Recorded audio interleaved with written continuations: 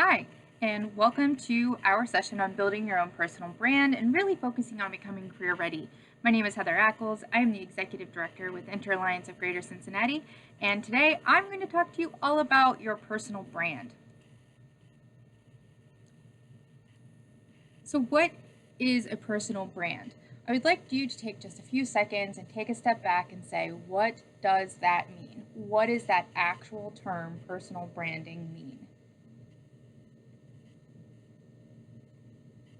I'm sure as you were reflecting, several things came to mind. It probably includes what you're wearing, how you talk, how you engage, who you are, and that is all absolutely true. But most importantly, your personal brand is what you want other people to see you as. So it is your lens that everyone else sees you through.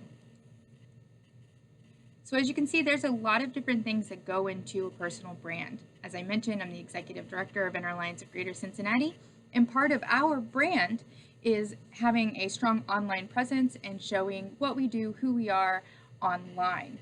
So not only do we try to make sure that we have great content, but it's also fun and engaging and is very reflective of who we are as an organization. I'm going to give you just a second and talk to me about this logo. Well, obviously you can't talk to me because this is a video, but you all know this logo. This is Apple. Apple has one of the strongest brands in the world.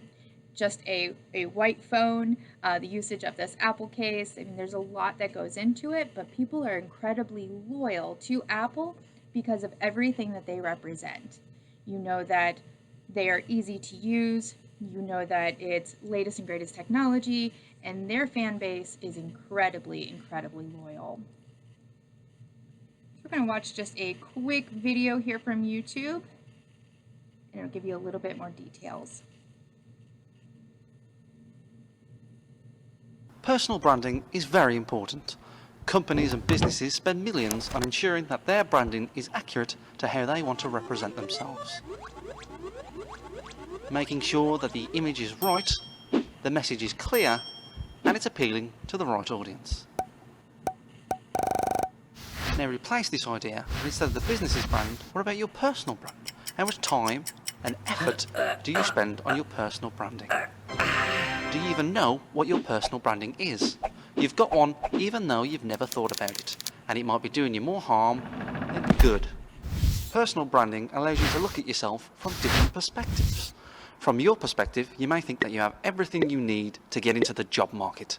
However, if you change that perspective, no one will even know you're there. It is important that the right people can see the right thing about you. Let's look at all the things that a business uses to improve their personal brand. Let's say we have a business that produces a product. To improve our brand, we need to look at a few things. One of them being the product features. What is unique about this product that sells it apart from everything else? What is the appeal of our product? Next, we look at the target audience. Who will be buying this product and why? What age range and demographic? Now, what we have to do is emphasize on the product features that will appeal to the target audience. We could do this in a lot of ways. For example, by picking the right logo, by making press releases, and advertising campaigns. Once we've done this, we know the right product features is appealing to the right demographic.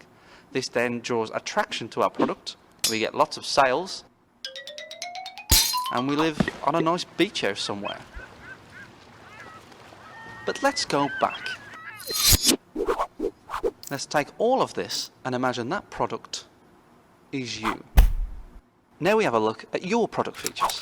What makes you unique? What specific skills, experiences and specialisms do you have? What are your personal qualities, your interests? All of these are features that make you unique and special. Your target audience will be people in your career area that potentially could employ you. It's also anyone that could help you get in contact with potential employers. Now, like every business, we need to link your product features to your target audience. What key features are you going to emphasize? What are your marketing outputs? Outputs such as your CV, your Facebook profile, what you wear, your body language, what you say and how you say it all communicate your personal brand. You can control your brand, and it's important to get it right. Many people are competing for the same job as you, but when you get it right, you might not get that beach house we talked about, but it will land you a job. The rest. All right. So that is one of my favorite videos. They say it much better than I think that I could, but as you can see, there's a lot of similarities between a product's brand or a company's brand and your individual brand. You need to identify what makes you you, what is special about you, and how do you display and highlight those things to the outside world. Now, as you are looking to build your resume and create your personal brand and make yourself career ready, all of those things are important, including your dress, but probably most importantly, what you put on the internet. At least that can be the most damaging.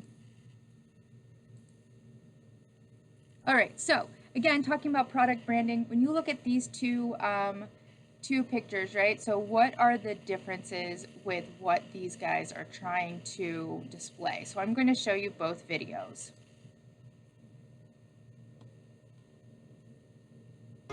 All right, let's do this. I got minds to twist and values to warp. Mr. Tyler, your Skittles portrait.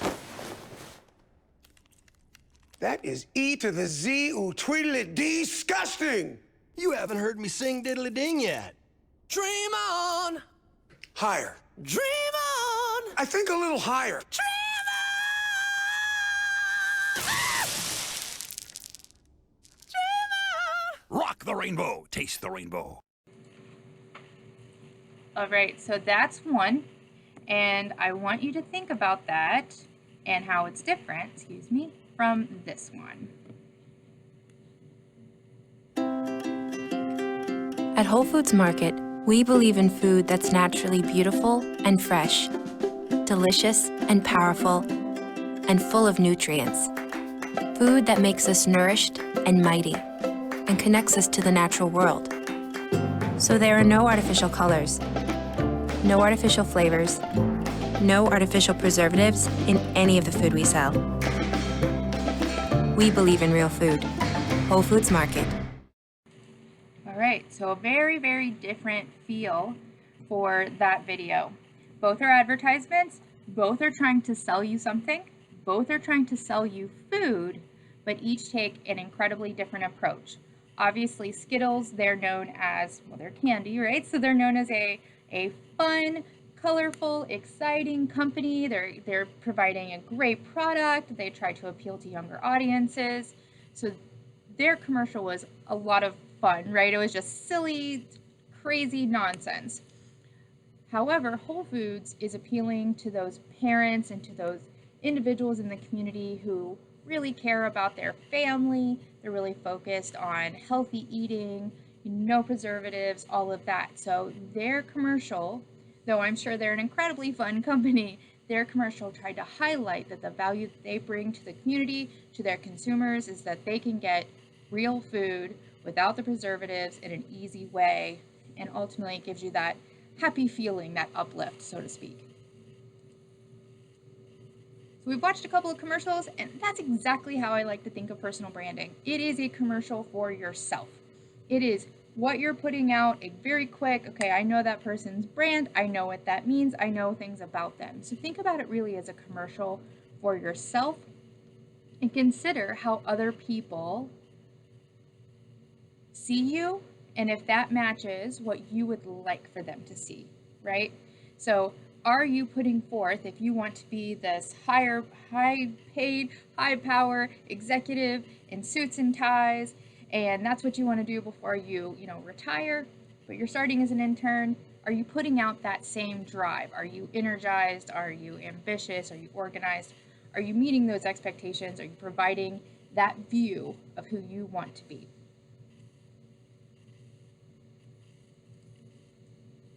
All right, I definitely mentioned that social media, I mentioned that earlier, social media can be a big play in your personal brand, and you can use that for good or you can use that for evil, right? So there are lots of things that you put out there, and you have heard every adult on the planet probably say this, but what goes on the internet never leaves the internet. It's always accessible, it's always findable in some way, even if you think it's not.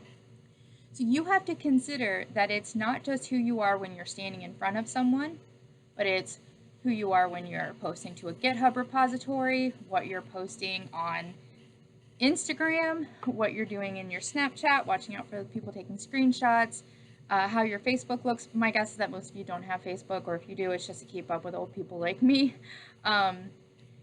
What is visible about you on Google, and definitely Twitter, and of course, the latest and greatest, right, TikTok. But making sure that you are managing that, because if you are in the workplace and it is highly professional and you're just killing it, you're doing a great job, but your social media is telling a very different story, eventually those two worlds will collide in the workplace, and so it's just something you need to consider. Pro tip, you should not have any social media profiles that are accessible from the outside unless you are some crazy influencer and you're only going to stay on the up and up. So unless it's a professional based social media, keep it private. You don't want people to see you, hanging out with your dog on the weekends. Not needed. So you'll notice there was one icon on the screen that I definitely didn't mention, and that's your LinkedIn. So I do want to spend a hot second talking to you about building your LinkedIn profile, what it is and what it's not, because as you're preparing for your career, majority of the organizations will check you out or even require your LinkedIn profile when you apply. So let's spend a hot minute there and talking about how that impacts your branding. So what is it? It's like professional Facebook. We had to be really honest. You go out, you find people that you know, that you have a connection with, have similar interests, etc., and you build this friend group or network of people that you have connected with professionally. Now, the key word there is definitely going to be professionally. So why should you care about Facebook or LinkedIn? Excuse me, you shouldn't care about Facebook. Why should you care about LinkedIn? Well, the net revenue for the previous quarter was $568 million. Like, it is continually growing.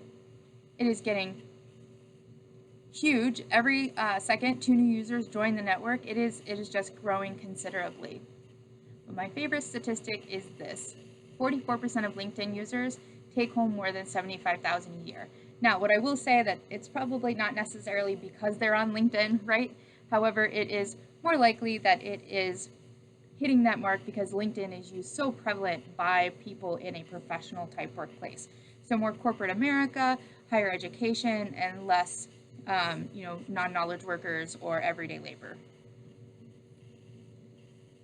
A few more statistics, nothing unusual here except this total global numbers, and that's growing all the time. Fun fact, and I think we're going to get to it, fun fact, Microsoft actually owns LinkedIn.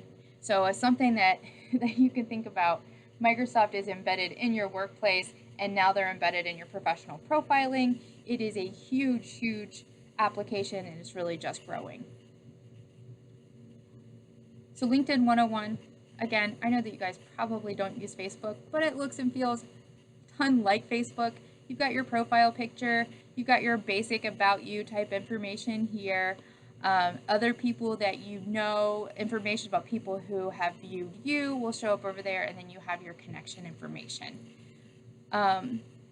With LinkedIn, obviously I mentioned you connect with other people, but you can also search for jobs. You can follow companies, which is really, really important. If you are, really want to be in a company that's focused on AI, then make sure that you're following great companies who are focused in that space.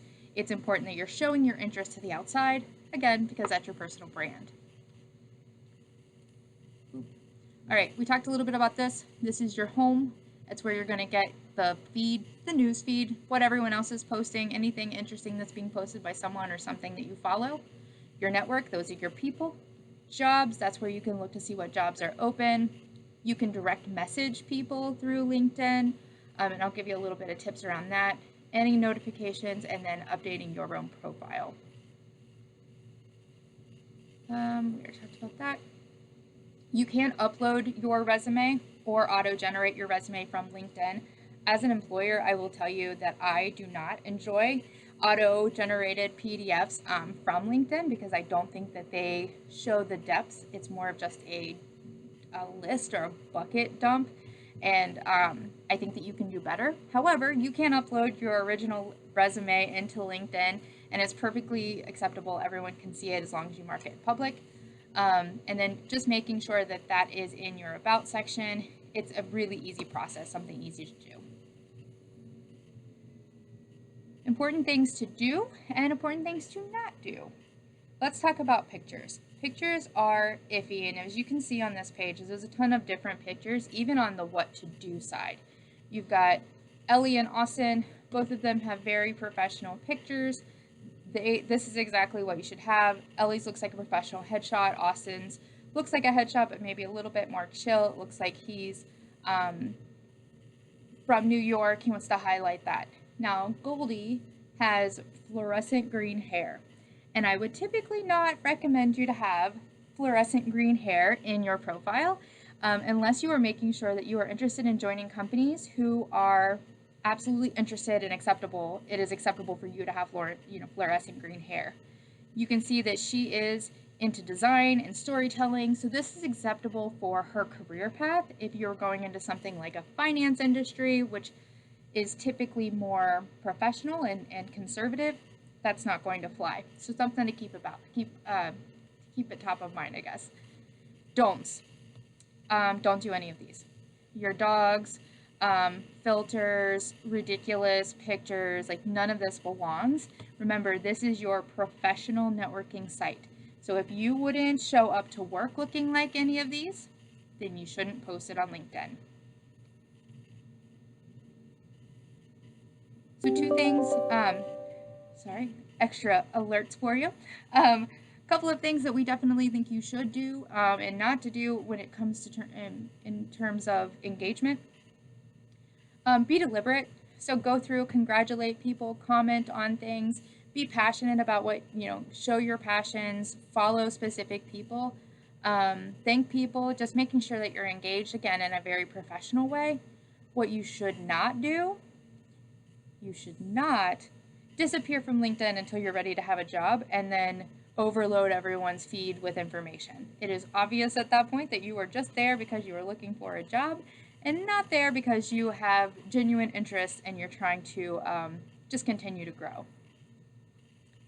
We do want you to promote yourself, so have that strong headline, but don't lie.